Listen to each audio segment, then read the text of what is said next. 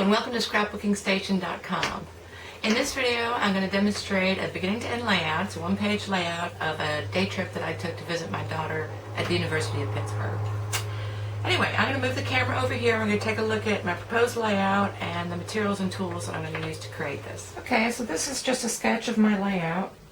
So I'm going to have this bold border here on the left-hand side, and I'm going to white emboss it with some books.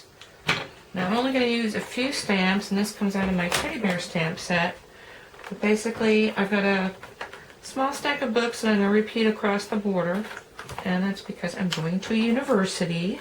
And then I've got a couple sentiments that I'm picking out of here, thinking of you and missing you, which I'm going to use in my embellishments. So that's all the stamping I'm going to do.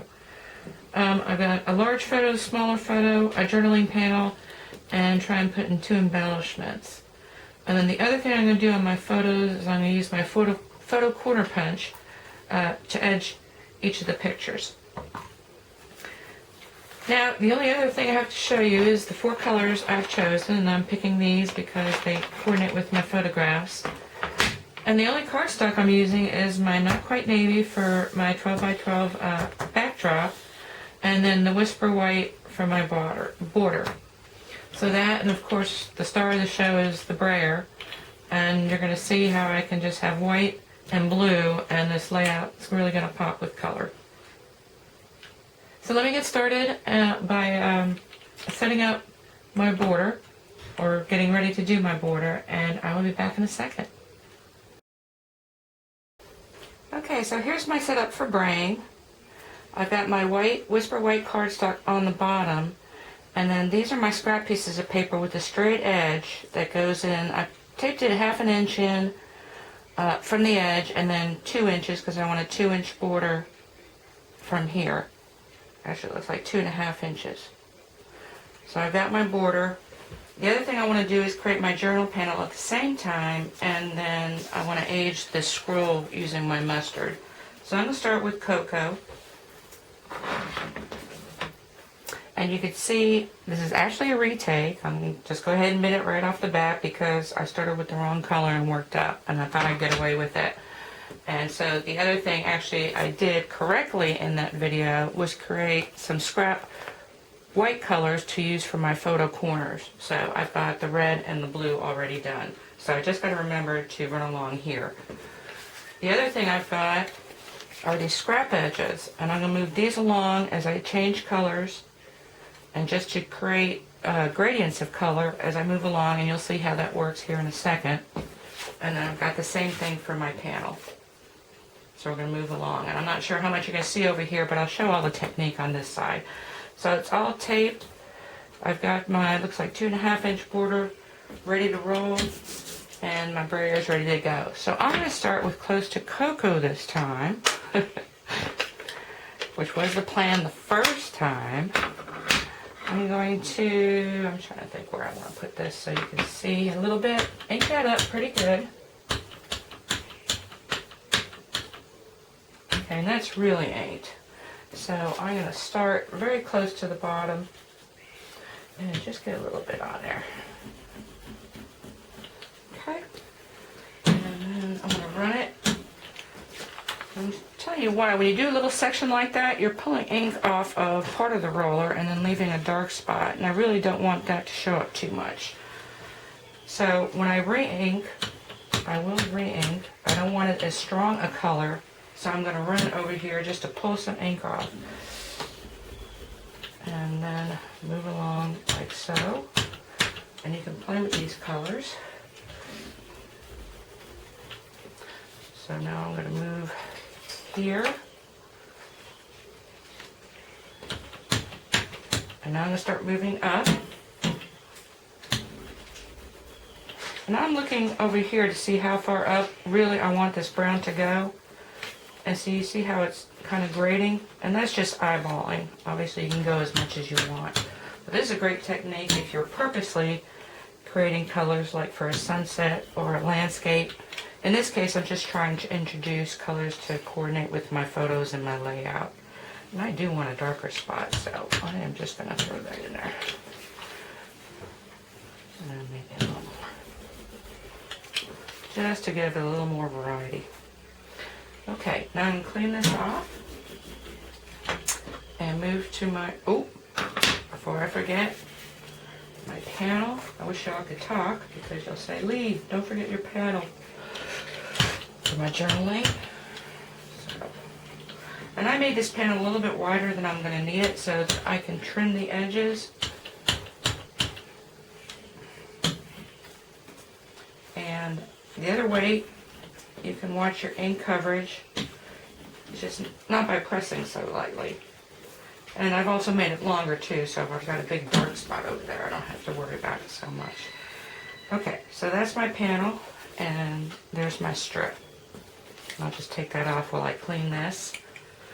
So you can take a look at how that looks so far. I'm going to take out my more mustard and switch colors. And then it'll be my other masking for my panel. I'm going to clean this off really well, or as best I can in the time I have.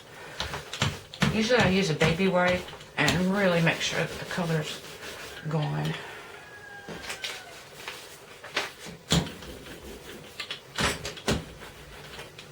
And all I got is a kind of damp paper towel to kind of help it along. I'm going to switch just to take a look. Okay, clean, clean, clean. So now I've got my more mustard. I'm going to ink that up. And I'm not going to go all the way into the brown because I want some true brown values. I'm going to take my more mustard all the way to the top. And that's what I meant about my roller. Some ink off of that. And then maybe another little darker.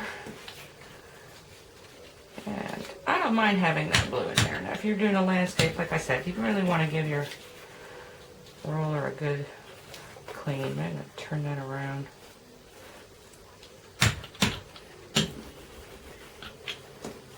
And I'm right about where I want to be. Yeah, that shading there, and now I'm going to do my panel. It's just a lot easier to do all at the same time.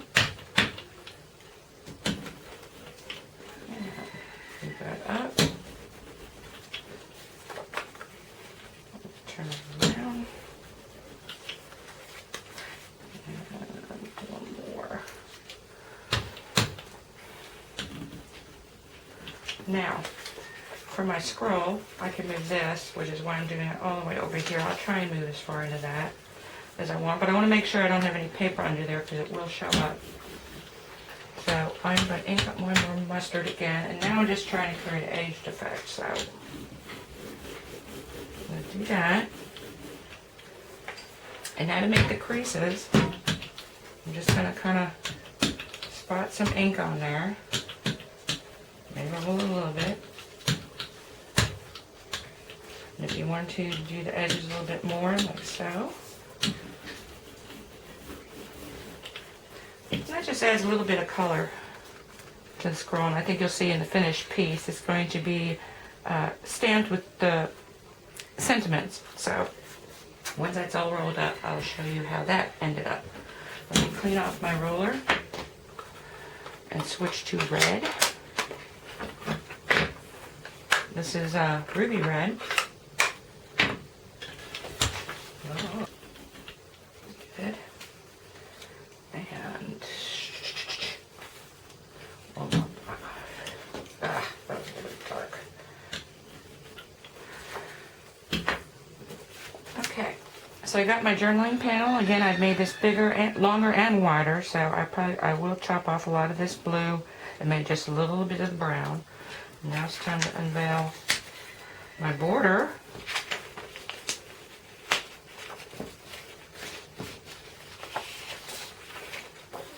And look how nice that is. Here, let me try and clean off the rest of this.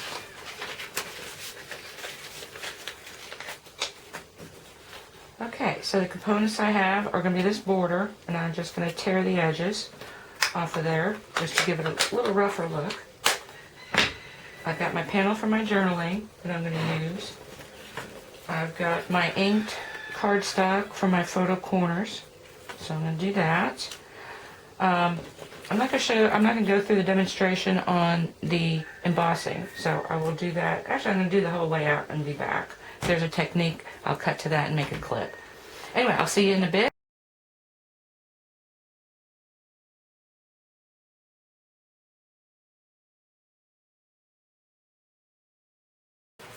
Okay, so here's my finished layout. So I white embossed the books along my border that I created, tore these edges off, and I've got these big white strips.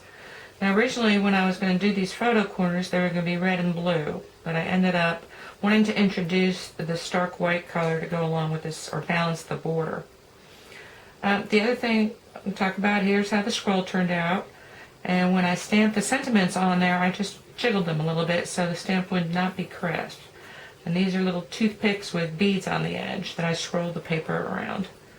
And then this middle embellishment is just cardstock that I free embossed. And you just do that on with a stylus and on a soft surface. Now I'd made a sketch and then just repeated that and then run across your brayer, and that creates just like you would an embossing folder. And then did a little bit for the book cover. And then this is just some natural linen that I sewed through the center and then braided for it like a little bookmark. And then lastly, I'm going to talk about the journaling. I ended up writing on vellum, and that's so you can kind of see the effect of the brayer and have that showing through, but still be able to read what you're saying there. Anyway, that's the way it turned out. It's hard to believe that it was just a piece of white cardstock and a piece of blue cardstock. But hopefully you took something away with you that you can use in your own scrapbooking. And I'm just going to finish up with some close-ups of these two elements and then the finished page.